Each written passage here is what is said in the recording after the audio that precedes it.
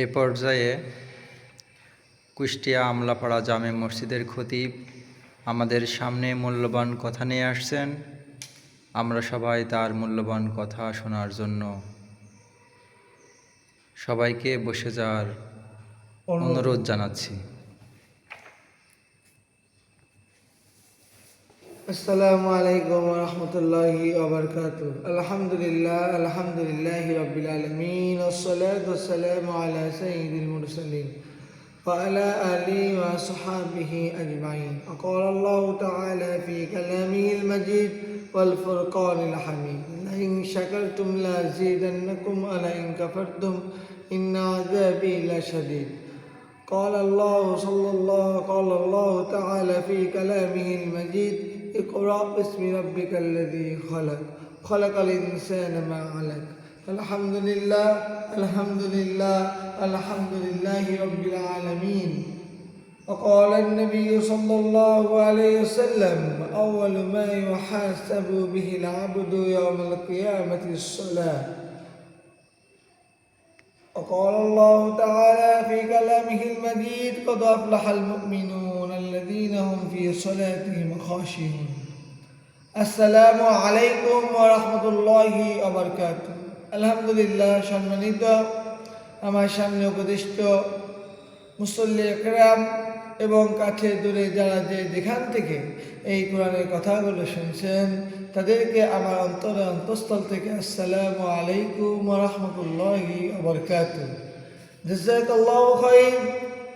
সম্মানিত ভাই আমাকে অনুরোধ করেছে যে কোরআন ও হাদিস থেকে সংক্ষেপে কিছু কথা বলার জন্য। আমরা আমলের নিয়তে শুনবো, আমরা আমলের নিয়তে বলবো, আমরা যেন লোক দেখানো না হয় সেদিকে আমরা খেয়াল করব। ভাই দোস্ত বুজুর্গ, আপনাদেরকে মোবারকবাদ, আপনাদেরকে জাযাকাল্লাহু খাইর। আল্লাহ তাআলা আপনাদেরকে উত্তম প্রতিদান করুক যে আপনারা কষ্ট করে মেহনত করে এই আল্লাহর ঘর মসজিদ এখানে বসে কোরআন ও হাদিসের কথা শোনার জন্য এসেছেন, তার জন্য আপনাদের জাযাকাল্লাহু খাইর। আমরা দেখতে দেখতে ঈদুল আজহা শেষ করে ফেলতেছি। কোরআন শরীফের ৬,২৩৬টা আয়াতের মধ্যে আমি একটা আয়াত তেলাওয়াত করেছি, লাইন শাকারতুম লা আযীদান্নাকুম ওয়া লাইন কাফারতুম ইন্না আযাবি লাশাদীদ। সাদাকাল্লাহুল আলিয়্যুল আযীম। আর অসংখ্য হাদিস থেকে আমি একটা হাদিস বলেছি, আউয়ালু মা ইউহাসাবু বিহিল আবদু ইয়াওমাল কিয়ামাতিস সালাহ। তাই ওমা তৌফিক ইল্লা বিল্লাহ। যদি আল্লাহ চাই তাহলে আমাদের মুখ থেকে কোরআনের কথাগুলো আমরা সুন্দর করে বলতে পারবো। আমরা 5টা বিষয় নিয়ে আলাপ আলোচনা করব। 1 নম্বর বিষয় হচ্ছে আমরা কিভাবে আল্লাহ শুকরিয়া আদায় করতে পারি। 2 নম্বর বিষয় হচ্ছে তাকওয়া। 3 নম্বর বিষয় হচ্ছে আমাদের অন্তরে কিভাবে আল্লাহর ভালোবাসা সেট করতে পারি। 4 নম্বর বিষয় হচ্ছে আমাদের সমাজে কেমন করে আমরা আল্লাহর দ্বীনকে প্রতিষ্ঠিত করতে পারি। কারণ আল্লাহর কাছে একমাত্রই মনোনীত হচ্ছে দ্বীন। এই দ্বীন না থাকলে দুনিয়া থাকবে না। কালেমাওয়ালা না থাকলে, কালেমা পড়ার মতন মানুষ না থাকলে আল্লাহ এই দুনিয়া রাখবে না। 5 নম্বর সর্বশেষ কথা, যেটা হযরত মুহাম্মদ সাল্লাল্লাহু আলাইহি সাল্লামের প্রতি দুরূদ। আল্লাহুম্মা সাল্লি আলা মুহাম্মাদিন ওয়া আলা আলি মুহাম্মাদ কামা সাল্লাইতা আলা ইব্রাহিম ওয়া আলা আলি ইব্রাহিম ইন্নাকা হামিদুম মাজিদ। আল্লাহুম্মা বারিক আলা মুহাম্মাদিন ওয়া আলা আলি মুহাম্মাদ কামা বারাকতা আলা ইব্রাহিম ওয়া আলা আলি ইব্রাহিম ইন্নাকা হামিদুম মাজিদ। রব্বি জিদনি ইলমা, রব্বি জিদনি ইলমা, রব্বি জিদনি ইলমা, রব্বি ইশরাহ লি সাদরি ওয়া ইয়াসসির লি আমরি ওয়াহলুল উকদাতাম মিন লিসানি ইয়াফকাহু কওলি। রব্বি ইয়াসসির ওয়া লা তুআসসির ওয়া তাম্মিম আলাইনা বিল খাইর। আলহামদুলিল্লাহ, আল্লাহ তাআলার শুকরিয়া আদায় যদি আমরা না করি, আল্লাহর প্রেমে যদি আমরা মশগুল না হই, আল্লাহ তাআলা যদি আমরা হুকুম অমান্য করি আমাদের স্থান হয়ে যাবে দোজখে। বলেন নাউযুবিল্লাহ। আমরা সবাইকে ভয় পেলাম, কিন্তু আল্লাহর ভয় এই নিজের দিলের ভিতরে সেট করতে পারলাম না। আল্লাহর মহাব্বত, নবীর মহাব্বত এই অন্তরের ভিতরে সেট করতে পারলাম না। না হলে আল্লাহ তাআলা আমাদেরকে মুসলমান হিসেবে পাঠিয়েছেন, আমাদের শেষ নবীর উম্মত হিসেবে পাঠিয়েছেন। এই মাত্র আল্লাহ তাআলাকেই ভালোবাসতে হবে, আল্লাহর হুকুমকে মানতে হবে, তাহলে আল্লাহ তাআলা আমাদের জন্য রেখে দিয়েছে জান্নাত। সুবহানাল্লাহ। 3 নম্বর বিষয় হচ্ছে আমরা কুরবানি করলাম, গোশ খেলাম, আল্লাহ তো রক্তও নিল না, মাংসও নিল না, কোনো কিছুই নিল না। আমরা লোক দেখানো কোরবানি থেকে বিরত থাকি। লোকে আমাকে বড় উট না দিলে বড় লোক ভাগবে না, এই ধরনের চিন্তা চেতনা থেকে আমাদের অন্তরকে আমরা খালেজ করে নিই। কি ভাই, পশু জবাইয়ের মাধ্যমে আমাদের ভিতরে যে হিংসা,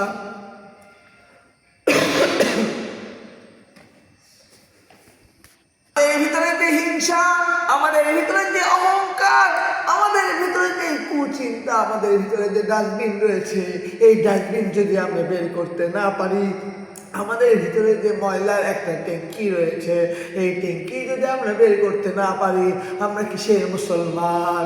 আমরা ভাই ভাইকে যদি বুকের সাথে জড়ায় নিতে না পারি, কোরআনের হুকুম, আল্লাহর আইন যদি দেশে, সমাজে, রাষ্ট্রে, নিজের জীবনে এই 3.5 হাত বডিতে নিজের পরিবারে যদি প্রতিষ্ঠিত না করতে পারি, কাল কিয়ামতের দিন কিন্তু আমরা ধরা খেয়ে যাব।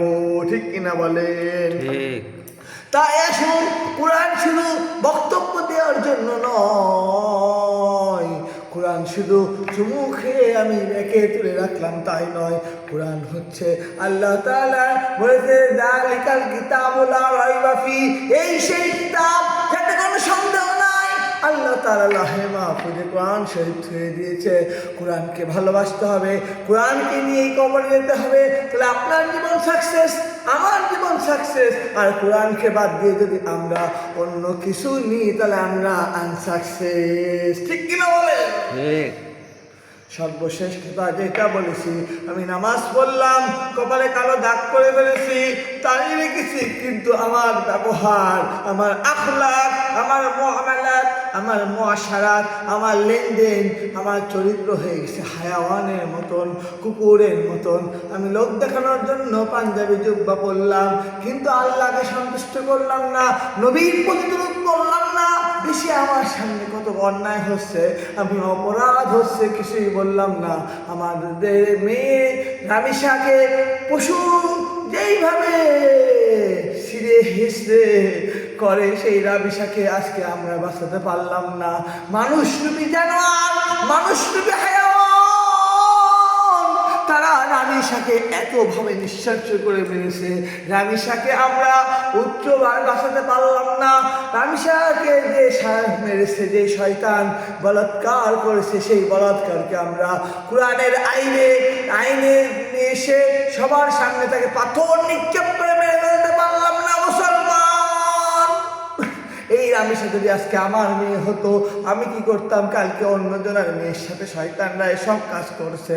তার জন্য আসুন আমরা ঐক্যবদ্ধ হই, আসুন আমরা কোরআনের কাছে ফিরে আসি, আসুন আমরা আল্লাহর সাথে আমাদের কন্টাক্ট যেন ভালো হয়ে যায়, নবীর সাথে মহাব্বত হয়ে যায়, রামিসার মতন আর একটা মেয়েও যেন ধর্ষিত না হয়, সেদিকে আমাদের খেয়াল রাখতে হবে। যদি ধর্ষণ ধরা পড়ে, আল্লাহর হুকুম, আল্লাহর বিধান, কোরআনের বিধান দিয়ে তাকে ফয়সালা করতে হবে, তাহলে আমাদের জীবনে, আমাদের সমাজে সুখ শান্তি আসবে। ঠিক কিনা বলে? তাই সর্বশেষ কথা, এখনো সুযোগ আছে মুসলমান, শুধু বক্তব্য দেওয়ার জন্য না। রাত্রে গুনাহ করেছি, দিনে গুনাহ করেছি, গুনাহ করতে করতে করতে করতে করতে করতে করতে পাহাড় সমান করে ফেলেছি। মাহমুদ বলে, তুমি আসো আসো আসো আসো আসো আসো, আমার দিকে ফিরে আসো, কোরআনের কাছে ফিরে আসো, নবীর কাছে ফিরে আসো, তোমার জন্য ওয়েলকাম করবে জান্নাত। ঠিক কিনা? আল্লাহ তো পবিত্র কোরআনেই বলেছে, ইয়া আইয়ুহাল্লাযীনা আমানু তাকুল্লাহ হাক্কা তুকাতি ওয়া লা তামুতুন্না ইল্লা ওয়া আনতুম মুসলিমুন। মুসলমান না হয়ে তোমরা কবরে এসো না, ইয়া আইয়ুহান নাসু তাকু রাব্বাকুমুল খালাকাকুম মিন নাফসিন ওয়াহিদাতিন ওয়া খালাকা মিনহা যাওজাহা ওয়া বাসসা মিনহুমা রিজালান কাসীরান ওয়া নিসাআ ওয়াত্তাকুল্লাহা আল্লাযী তাসাআলুনা বিহি ওয়াল আরহাম ইন্নাল্লাহা কানা আলাইকুম রাকীবা ইয়া আইয়ুহাল্লাযীনা আমানু তাকুল্লাহ ওয়া কুলু কওলান সাদীদা ইসলিহ লাকুম আ'মালাকুম ওয়া ইয়াগফির লাকুম যুনুবাকুম ওয়া মান ইউতি'ল্লাহা রাসূলের অনুগত করতে হবে ফাকাদ ফাযা ফাওজান আযীমা। তাই সংক্ষিপ্ত টাইম, এই মূল্যবান সময় বাজারে হাটে না দিয়ে আল্লাহর ঘরে আমরা সময় দিয়েছি। আল্লাহ তাআলা আমাদেরকে মাফ করুক, আপনাদেরকে মাফ করুক। কিন্তু একটা কথা আমি বলে দিতে চাই সরকার বাহাদুরকে, আমি একটা কথা বলতে চাই প্রশাসনের ভাইদেরকে, যারা আবিষাকে এরকম কাজ করেছে, অন্য অন্য মেয়ে মানুষের, অন্য অন্য মা বোনদের যারা ইজ্জত হয়রানি করেছে, তাদের শাস্তি হবে মৃত্যুদণ্ড, ঠিক কিনা বলে? আসসালামু আলাইকুম ওয়া রাহমাতুল্লাহি ওয়া বারাকাতুহু।